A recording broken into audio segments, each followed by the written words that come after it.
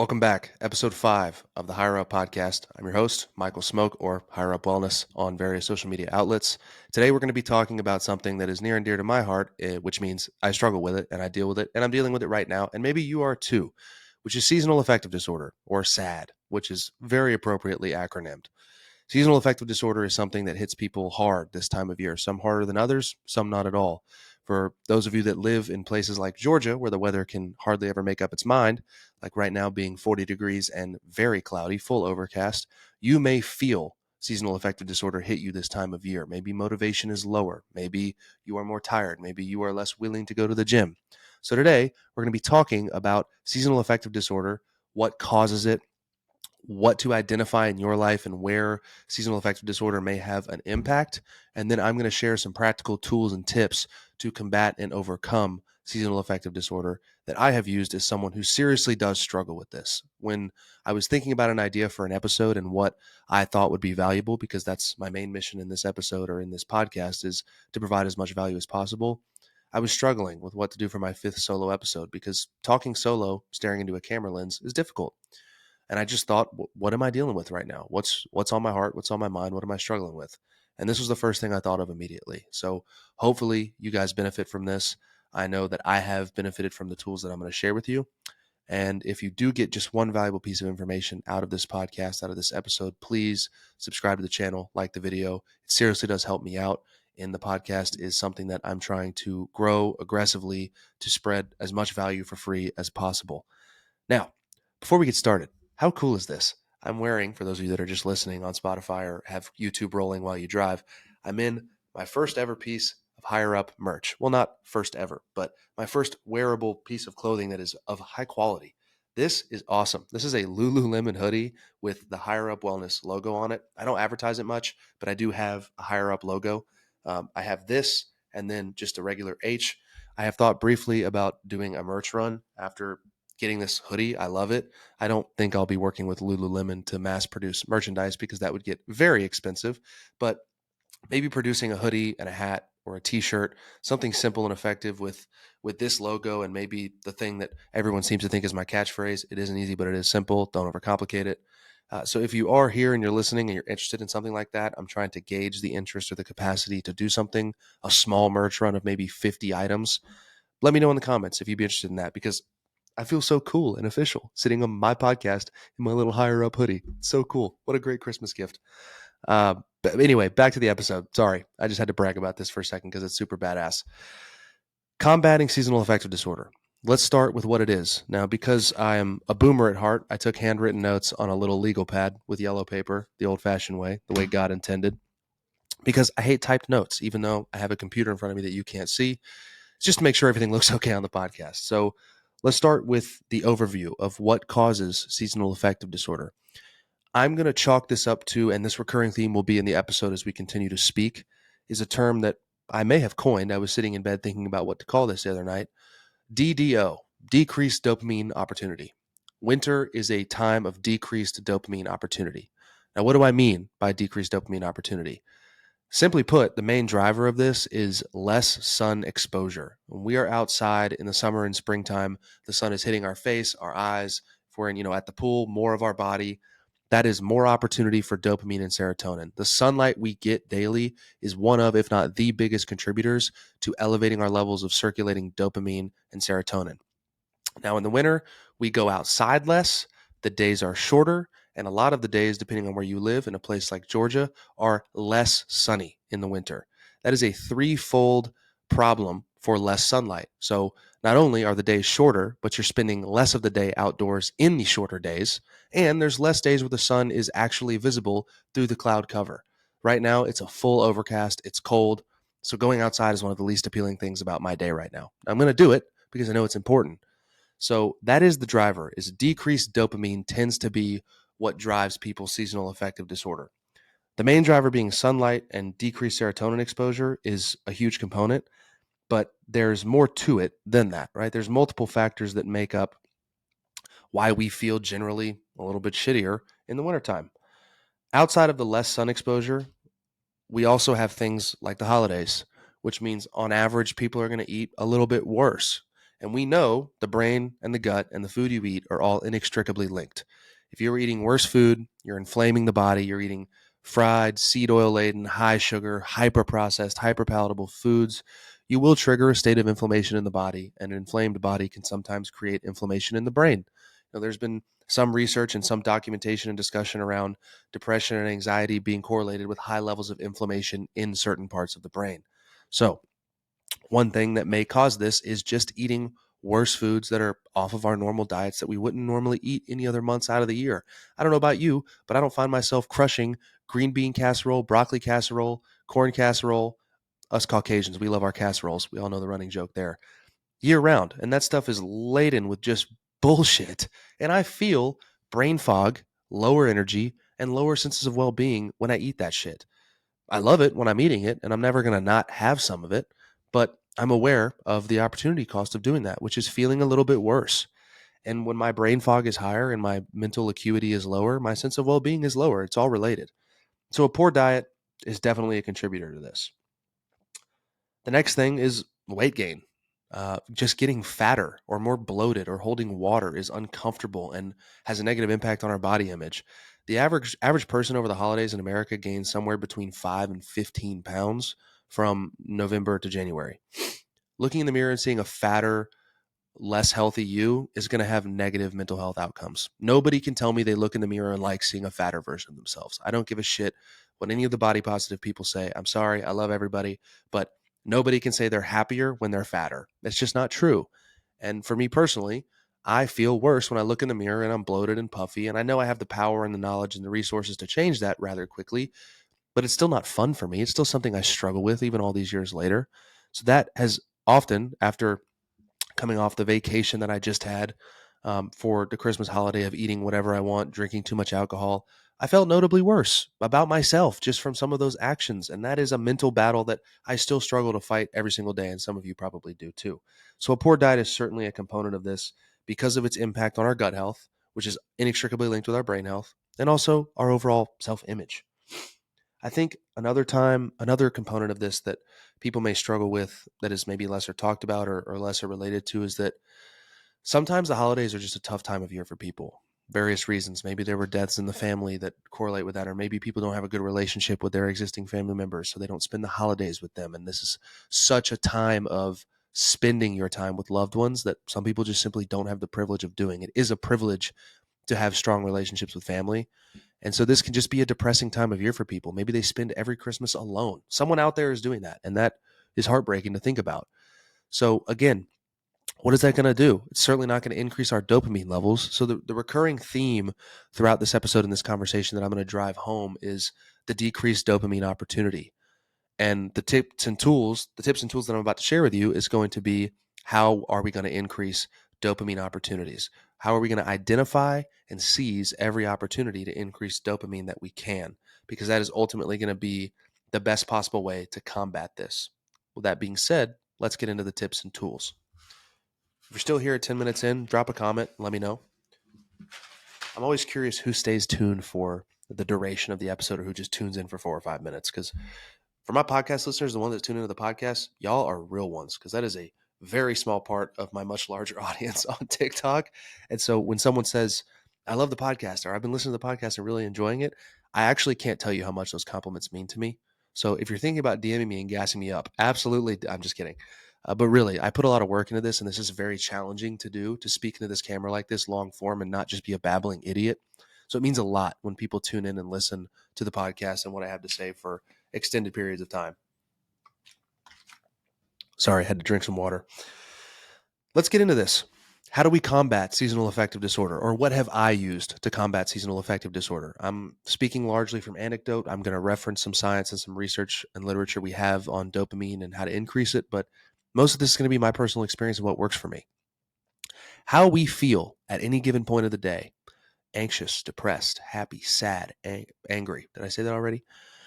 How you feel on a day-to-day basis is a battle against your neurotransmitters. If you feel shitty, you probably need less of one neurotransmitter and more of something else.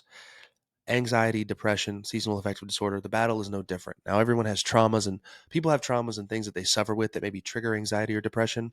But for people who suffer from general localized anxiety or depression, it is because their neurotransmitters are out of whack. And there are certain things you can do to combat that. And that's exactly what I'm going to teach you now, what I'm going to share with you that I do. We are going to identify opportunities to increase our dopamine. Tip number 1, become relentless in your routine. What do I mean by that?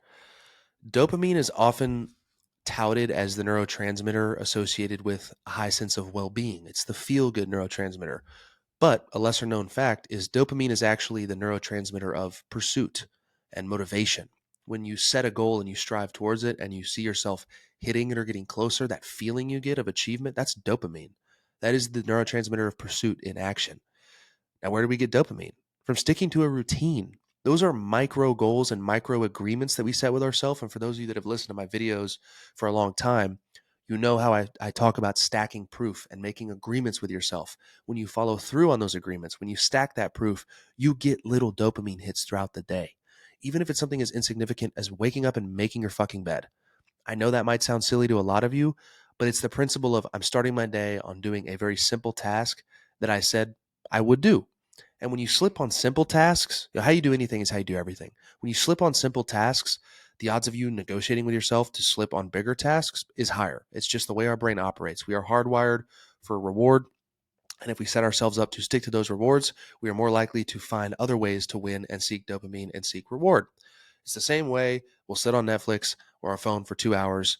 We get dopamine from that, but it's cheap dopamine. It's saturated, it's elevated, and that's why over time you start to feel kind of shitty if you do it for too long. It almost becomes a pain response instead of a pleasure response.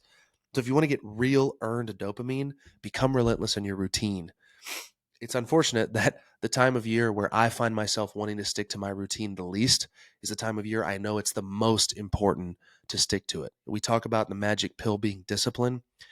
Discipline is doing the thing you want to do the least and doing it like you love it. Because when you want to do it the least is when it's most important to lean in and do it, because that's where discipline is built and that's where dopamine is released. So don't compromise on making your bed, on eating the meals you know you're supposed to eat, on hitting your protein goal, on hitting the gym. Become relentless in your routine, because when it's not hot outside and you can't gather with all your friends and just enjoy the swoons of summertime when dopamine is just surging through your body because it's beautiful out and you're spending all day in the sun, you have to find other ways to win. You have to find other ways to get dopamine. And becoming relentless in your routine is one of the best ways to do that. Number 2 is sort of a piggyback to number 1, which is the gym. It's a part of most people's routines, but November to December, I know this being an online coach, this is when people want to compromise and negotiate. I'll get my shit together January 1st. No, you won't, Janet. Stop lying to yourself. We both know you're going to put it off and put it off and put it off. And then you're going to be 50 pounds overweight. You're not going to know what to do with your fucking self because you chose to negotiate with yourself. But the real reason for the gym is, I digress. That was aggressive. I apologize. The real reason for the gym is, again, a battle against our neurotransmitters, dopamine identifying opportunities. Intense, rigorous exercise releases the neurotransmitters that we want that are associated with a sense of well being. It's why you feel so good every time you go to the gym. You're releasing what's called catecholamines, your dopamine, your norepinephrine, and your epinephrine or adrenaline. More on catecholamines in a bit when I get into cold exposure and ice baths. But going into the gym and working your ass off for 45 minutes to an hour is going to release those neurotransmitters that make us feel good. We want catecholamine production. So go to the gym and train hard. Don't dilly-dally. Don't half-ass it. Train to failure. Break a sweat. God forbid you get your heart rate up. Push yourself. It is earned dopamine, and it's going to feel so damn good when you earn that dopamine. You walk out of the gym. It's cold, it's cloudy, but you don't give a shit. You know, I trained legs before I came here. The weather sucks. It's cold outside. I don't care. I feel fantastic.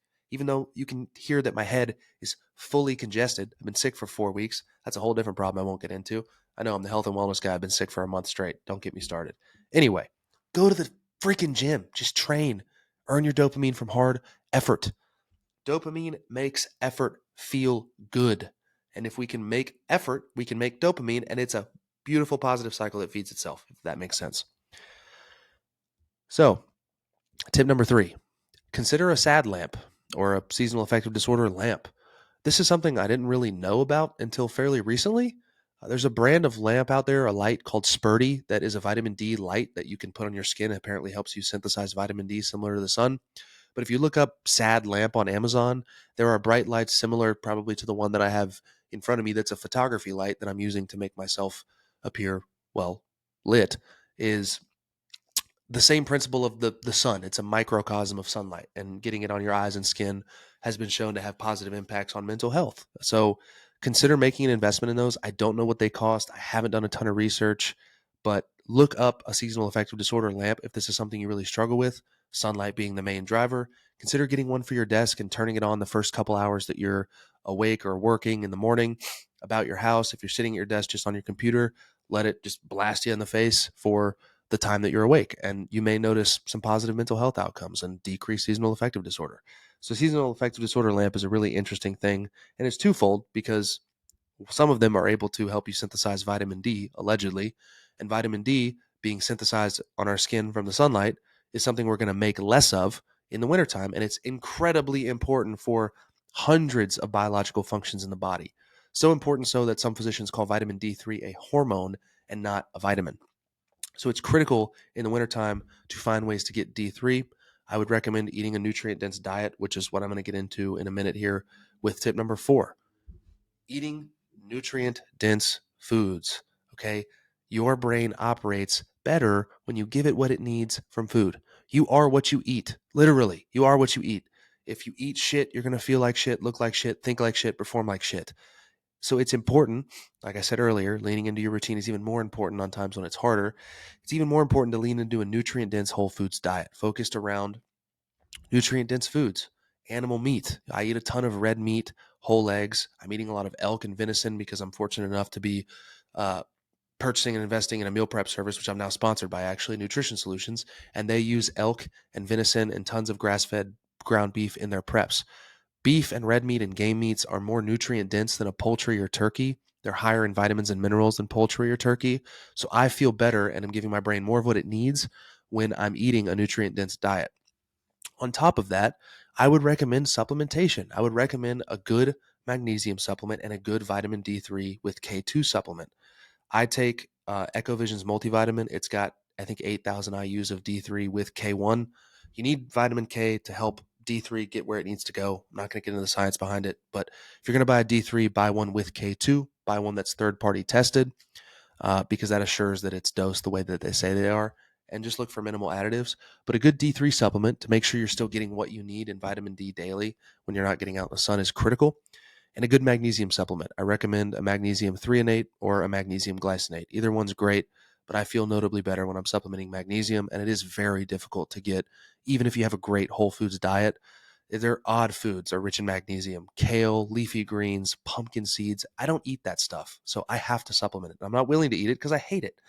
And I'm not going to eat 1,000 calories of pumpkin seeds to get my RDA of magnesium. I'd rather just pop a pill and have it done with. That sounded bad, pop a pill. But eat a nutrient dense diet, lean into foods, hit your protein goal. Don't compromise on that in the wintertime. You're going to feel better. You're going to be leaner. You're not going to eat as much. Lean into nutrient dense foods, lean into supplementation. Okay. It's critical this time of year. Number 5, this one may not be accessible to everyone, but it's something that, honest to God, has been one of the most game-changing facets of my health and wellness routine, and that is cold exposure. Cold exposure and sauna, but even though it's cold outside, it's even less favorable or less desirable to do cold exposure. But we have some research that shows us that cold exposure and ice baths or even cold showers can elevate dopamine by up to 250%. Nothing else can do that naturally. So you are going to feel incredible when you hop out of an ice cold shower or an ice bath. Now, I have an ice bath from Chamber Therapy. The guy's actually a buddy of mine. I share office space with him here, actually.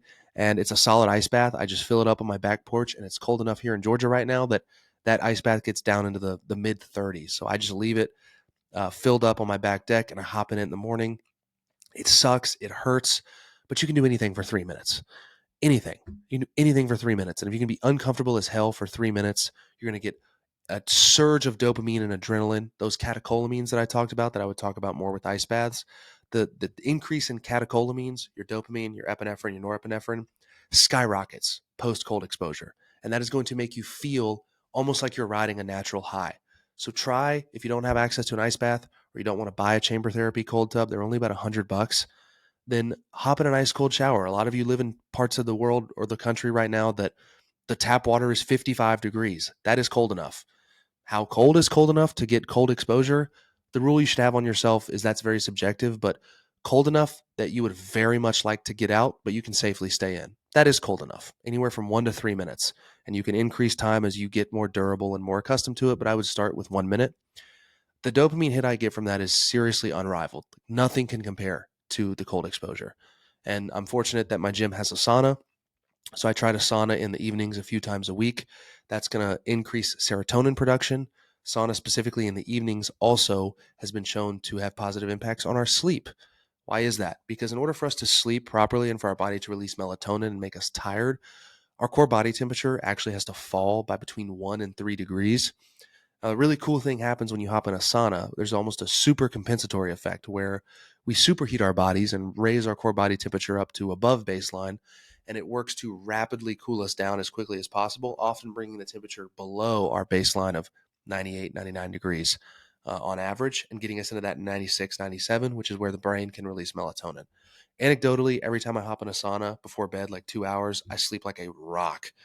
If you don't have access to a sauna, but you have a bathtub, hell, hop in a hot bath. Okay, I'm not going to judge you. No shame in that game.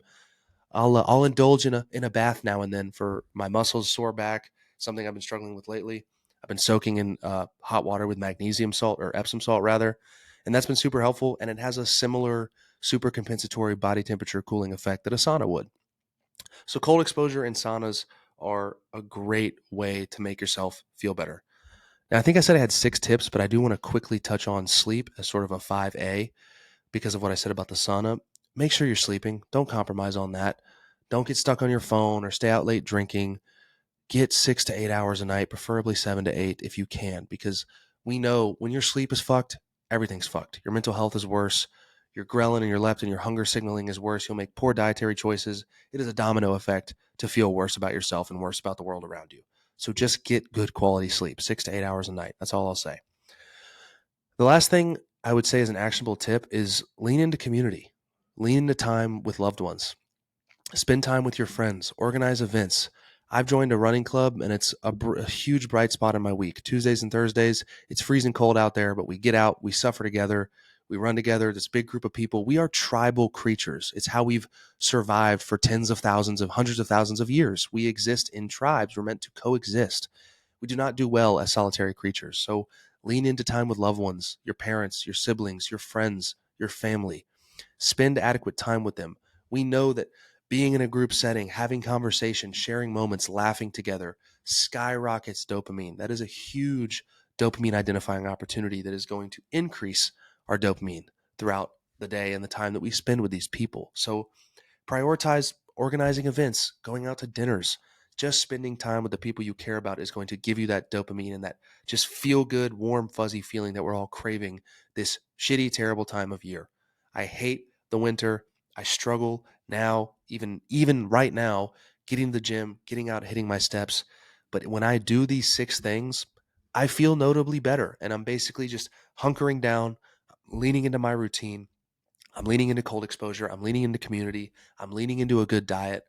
And I'm just waiting for that sun to come out and that temperature to raise 65 degrees come March. That's when I thrive. So if you struggle with seasonal affective disorder and you adopt any of these tips or, hopefully all of them, you will feel better. I can confidently say that as someone who really has struggled with this for many, many years and didn't even understand what it was until I became cognizant of health, wellness, nutrition, and all of this shit, these tools have been a serious help to me. So that's all for seasonal affective disorder. I genuinely hope this was helpful and valuable. It kind of did feel like a little bit more of a yap sesh than usual. I apologize. I'll admit I'm not my sharpest right now. I have a little bit of brain fog. I have not been sleeping well because of this sinus infection that I have. So I'm a little bit off the ball. So if you're still here at 25 minutes in, I really appreciate you doing that. Please drop a comment and let me know. But for now, we're going to do a quick step check. So step check, it is 3:31 Eastern Standard Time, and I am at 8,342 steps on the day. Going to get to 12,000, no doubt, hopefully 15, but 10,000 is our floor. Remember that, folks. So drop your step check in the comments, drop a like on the video, and subscribe to the channel if you haven't yet. I sincerely appreciate those of you who tune in and listen to me. I'm eternally grateful and humbled every single day to have the opportunity to sit in front of a camera in a room by myself and talk about the things that I love in hopes that it'll help just one of you. So remember, it isn't easy, but it is simple. Don't overcomplicate it. I hope everyone has a great week and a Happy New Year.